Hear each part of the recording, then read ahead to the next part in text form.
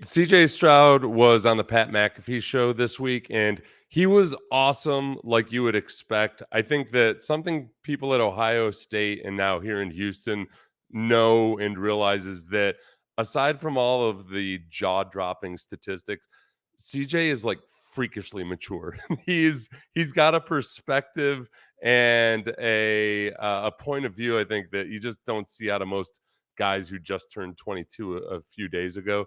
And I would include in that other mature football players. Like CJ's been through some stuff, and he came up the hard way by marquee quarterback standards in a lot of ways, and I think it shows through in how he handles himself. And look, Pat McAfee always does an awesome job, as well as AJ Hawk. So they're here. The link to the full interview is below. So if you're looking for the full interview, that's at the link below. This is me reacting to my favorite 6 moments from this episode. Just CJ really being himself. So here is CJ when Pat asked him about dealing with all of that noise about the S2 cognition test and all of that flack that was out there before the draft. Really, frankly, it felt like a smear campaign at times. Here's CJ on that. I seen that how people were doing me, but I was like, man, if they weren't saying anything crazy, then it would probably be a problem. But for me, I don't try to let nothing. I don't try to prove anybody wrong. I want to prove myself right and people who believe in me right. Because if you try to prove everybody wrong, you'll be sleepless, restless. Because everybody always gonna have something to say. I'm super blessed to be able to have the mindset to let all that stuff go, and I don't care. Like at the end of the day, those people have a job to do, and the more criticism they give out, the more they probably get paid. But I'm making them write a different story now. Okay, as far as the last part, I like him saying I'm making him write a different story now. The part about people getting paid for the criticism. Oh yeah, 100% true there.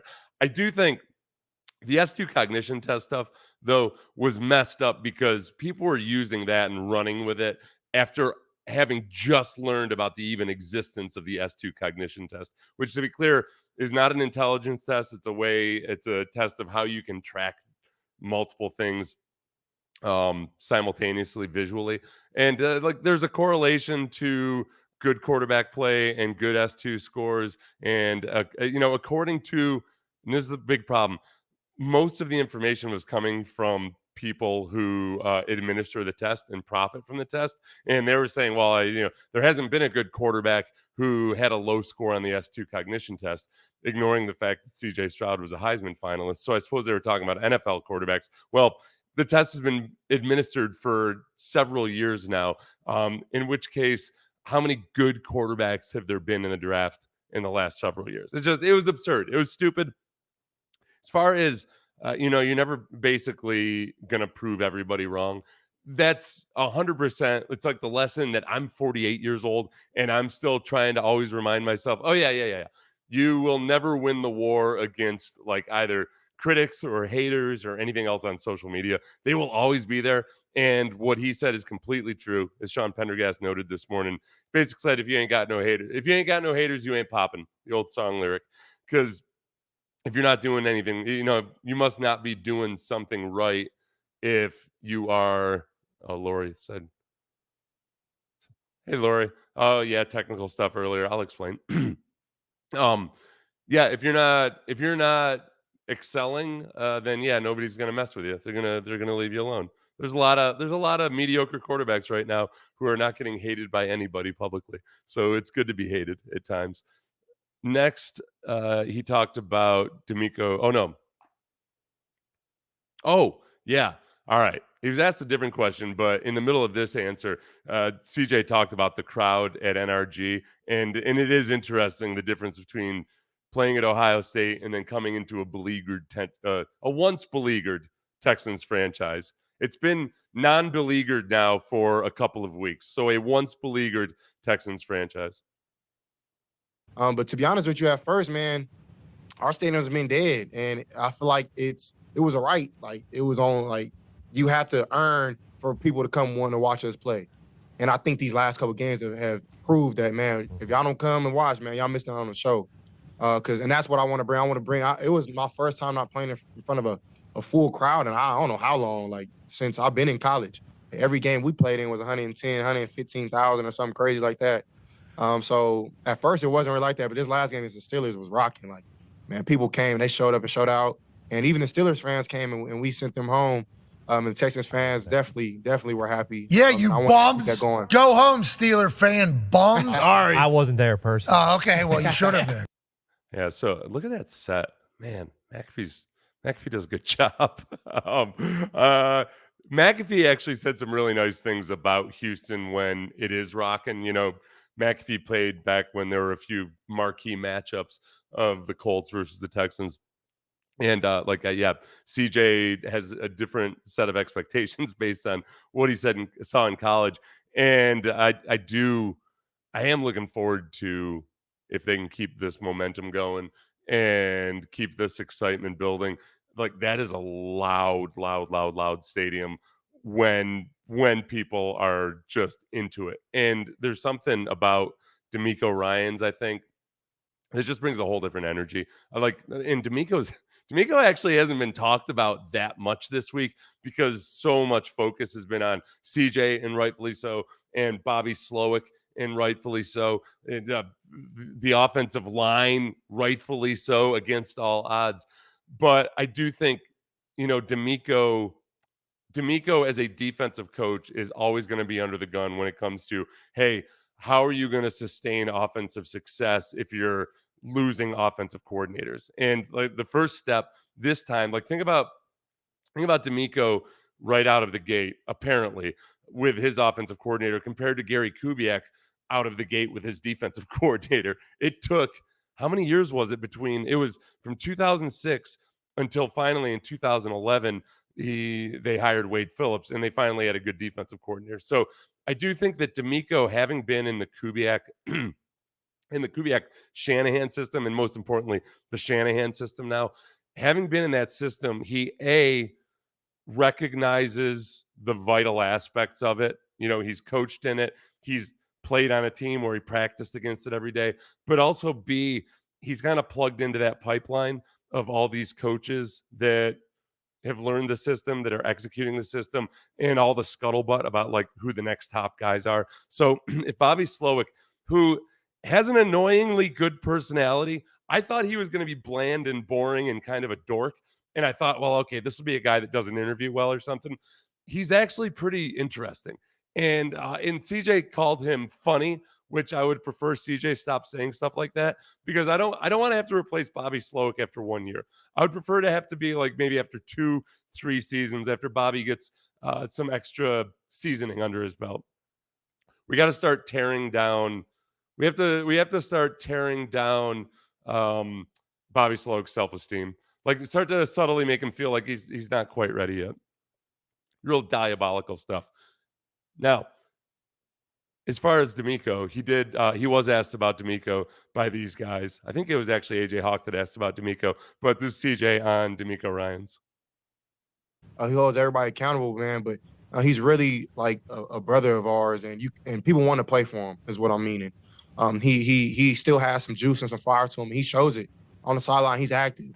He's constantly talking to me and Bobby, our OC, making sure that we're on our stuff. But at the same time, he's supporting us through and through, and it's been nothing but amazing, man. He's drafted all rookies who come from winning programs, which I think was on purpose, and we've bought into the foundation that we're setting, and we're really trying to flip this thing around, man. So it's blessed. It's a blessing to have somebody like Demeco.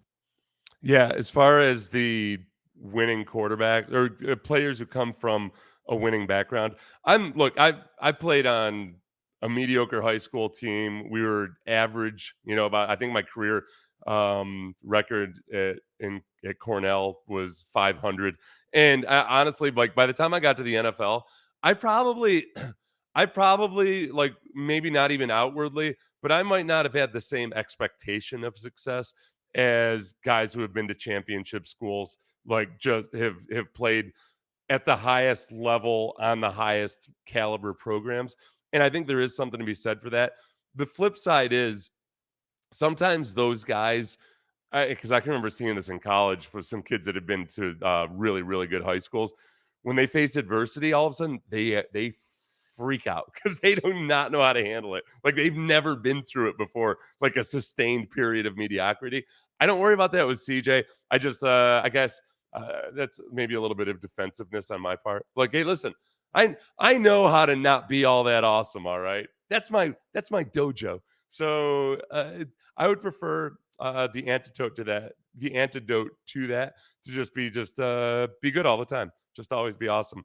And as somebody points out, yeah, Belichick, a defensive coach, did okay with a good QB. You say Tomlin, obviously, Cowher, who was a special teams guy. Like finding the right QB is way more important than finding the right offensive coordinator. That doesn't mean that it's not important to get a good offensive coordinator. I think McDaniels maybe was perfectly suited for a long time to be Tom Brady's offensive coordinator. Not suited to be a head coach, but suited to be an awesome offensive coordinator for Tom Brady. Let's see. Okay, so he was asked, I can't remember what he's asked about, but basically CJ was doing what he always does, was to spread the love around. He's been sacked 0 times in the last 2 weeks while playing behind an offensive line that's all backup, like 4 backups, 1 starter, but several of those backups have been like third string guys or street free agent signees or practice squad elevations. So it's even worse than, or I guess it's even more of a drastic fall off theoretically than it's been presented on the television broadcast. That's what's been really amazing. But he was talking about the offensive line and giving them credit. But then he said something that I've never heard before that actually like made me think psychologically differently about like the whole approach to playing the game. It's really cool. So here he was talking about the offensive line and then going on into his responsibility in avoiding sacks. Those first 2 games, I was holding on to the ball, and I wasn't really getting it out. And as I've learned, man, holding the ball just gives the defense another chance to hit you and hurt you. And they don't want you; they want the ball. So that was a hard lesson I learned. But for me, man, I really appreciate everybody showing me love. But just like they show you love, they'll show you hate. So I throw all that stuff away. I just try to stay even keel and just stay humble, man, because just how much they love you is how quick they'll hate you in the flip of a coin. Okay, so 2 things there. One, they don't want you; they want the ball. Like, it sounds simple enough, but I think psychologically, if you think about that, when you're a quarterback, a young quarterback especially, and I think, honestly, David Carr went through this as a young quarterback. When you're in duress, 10 yards behind the line of scrimmage, maybe you've completed 40% of your passes in the first quarter or so. It's a powerful urge to not want to throw an incompletion and to just eat it. And that's in that moment, you got to realize, like, okay, wait a second. That's about me. That's me. That's my pride. That's my ego. The football, when I get sacked 10 yards deep, like I get to walk back to the huddle. The football stays 10 yards behind the line of scrimmage. And now I've screwed everybody. And if there's one thing we know about CJ, and I know all you Ohio State fans who have slowly started to come over to the Texans side of things, and you come to my live streams, and I love you for it. But you guys have been telling me, like, no, you guys, you got to get to know CJ a little bit. He's different, and like we see it here completely in Houston now. He is different. He is just all about elevating his teammates. He talks about how he's concerned about. So, like, basically, he needs to play well to be sure that guys like Tank Dell can support his family, or that Will Anderson can support his family. So, like, once it clicks in him that, man, if I'm taking a sack, I am screwing everybody. Because it was easier to avoid sacks at Ohio State. He didn't have to make that decision as often as he does now behind this offensive line. It's just he's done these things on such a quick timeline. Think about this. He took 13 sacks in the first 2 games, realized that it was an issue, fixed it, took 0 sacks. Credit Bobby Slowick, credit Chris. I'm blanking on the offensive line coach. Credit the offensive line coach, credit the offensive lineman. But more than anything, CJ has single-handedly avoided a good chunk of sacks by getting rid of the ball, by understanding where to go quickly, not lingering in making his decisions, like all those things. And he did it just like that. I think a lot of the anticipation throws, if I think back to that Patriots game, he made that throw out to the left sideline, and it was a completion, but it was a little bit late. the bad decision for the interception in that Patriots game. There are so many things that he had 2 series in that game. He learned from them, fixed a bunch of it in the preseason, continued to build on the anticipation stuff. And I think a lot of that came with confidence and, starting to realize, all right, look, there's some things I don't know, but I can't worry too much about the things I don't know. It's just been really cool to watch him grow as quickly as he has. And that's where I also think, I've seen a few people say, understandably so, invalidly so, say, look, there are other quarterbacks who have gotten off to fast starts. Carson Wentz, RG3, that was injury related. So is Carson Wentz. Really, Mac Jones, Gardner Minshew, Brian Hoyer, guys that got off to fast starts and it didn't sustain. So yes, that's true. It happens. It's possible. I would argue that in CJ's case, it's not even the numbers that he's put up over the course of 4 games. It's the improvement he's made from week 1 to week 4. And I also think he's been running the actual offense. He's been running the NFL offense. He's not running a scaled back version of a pro offense or an amped up version of his own college offense. He's running the Kubiak Shanahan system with Bobby Slog's own little wrinkles on it, and he's doing a really good job of it. Chris Strasser, thank you. I've said Chris Strasser 17 times today, and for some reason, I keep wanting to say Chris something else. So thank you, Ethan. And thanks for always coming to the live stream like you do. The last one that I really like, this is actually 2 in 1. One is him talking about the Netflix series Quarterback. I watched the documentary Quarterback this offseason, and that really paints a good picture on what we go through on a week-to-week basis, the work that you have to put in to even give yourself an opportunity and a chance to play well and lead your guys to victory. That documentary, man, if you ever want to make it feel how it is to play NFL quarterback, man, I will watch it because it's not easy, but the work you put in is what you get out.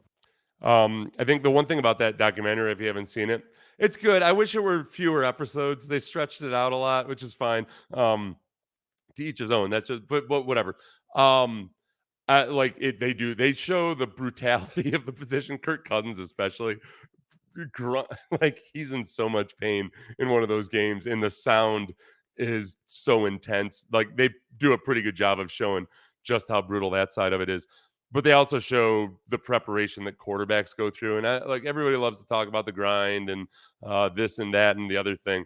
The mental preparation that the really good quarterbacks go through, or the guys who are trying to get the most out of it, is really impressive, because they're almost like old time monks that would just sit in a monastery, for 12 hours a day transcribing the Bible. It's like that. It's a boring existence being a quarterback. It looks like a whole lot of fun and glory and everything, but those dudes, they lead a monastic existence, and like CJ's built for that. I think he's got that right appetite for it and hunger for it. I also like the fact that he watched Quarterback on Netflix. Supposed to remember, like, who was it? Oh, it was Ryan Tannehill. I like Ryan Tannehill, but remember when he didn't even know what the divisions were his rookie year? That was on Hard Knocks. One of the backup quarterbacks had to explain to him what the divisions in the league were. There are some guys who just aren't football fans, whereas CJ's an actual football fan. The last little part of that, Pat McAfee has to follow up about the series Quarterback. I didn't even catch this part until Sean Pendergast pointed it out. Is CJ making a reference to something that's happened here in Houston here? You got 2 old white people coming to your basement to work on your body like Kirk Cousins had, or no? No, sir. Okay. No, sir. Everything's in-house, man. Okay, that part. Everything's in-house. Okay, Pat McAfee was making a joke about Kirk Cousins did have these 2 old white people that he found like in the yellow pages or something when he first got to Minnesota. But CJ saying keeping it in-house. I don't think he meant anything by that. I think he was just genuinely, but maybe he did. He might have heard massage and been keyed up for like, oh, okay, somebody's going to make a massage joke. Okay, here we go. My buddy, a Panthers fan, is saying the teams are going to figure CJ out when there is more film on him. How do I explain to him that he's just jealous? It's a really good look. It's a very valid and good point. I think right now, this is what I'm optimistic about. It's that we've already seen, I think we've seen secondaries start to try to game him a little bit. And CJ, most importantly, CJ is very, very aware of what defenses are going to do. Bobby Slowick is really good at this. Demeco is very, very good at this because this is what Demeco did. Like Demeco picked up on tendencies. So Bobby Slowick on Thursday was talking about how even with CJ looking people off and using his eyes, you got to be careful not to overdo it. Sometimes that can be a tendency unto itself. Like whenever you're using deception, you got to remember that people can pick up on whether it's a bluff or not. So like they're already working on that part of it. In terms of some of the trap coverages, I'm not as concerned about it with CJ as I have been with other quarterbacks because teams are already doing a pretty aggressive job of disguising coverages and disguising blitzes. And the blitz, especially remember with Case, like Case was okay as long as teams kept it vanilla. When Case was a rookie, it was the blitz and it was some of the disguised coverages that kind of exposed Case for his youth. And Case was very raw coming from the system he did and everything. Like he had a lot to learn. But that typically is what upends guys. I feel pretty good about CJ being ready for that challenge. He'll get caught a couple times, but I feel like he's like, again, going back to the maturity and the perspective and Bobby Slowick and Demeco Ryans, that goes a long way. For any of you that stuck around here without knowing who I am, my God, I'm impressed and flattered. Thank you. I'm Seth Payne. I played in the NFL for 10 years, played for the Texans for the first 5 years of the Texans' existence, and love it. If you like, subscribe, tell a friend, and do all that stuff. And I'll get that. I'll get the Jimmy Ward and Atlanta preview out tomorrow, at least. Hopefully more than that, but I'm committed to those two. Thanks, everybody.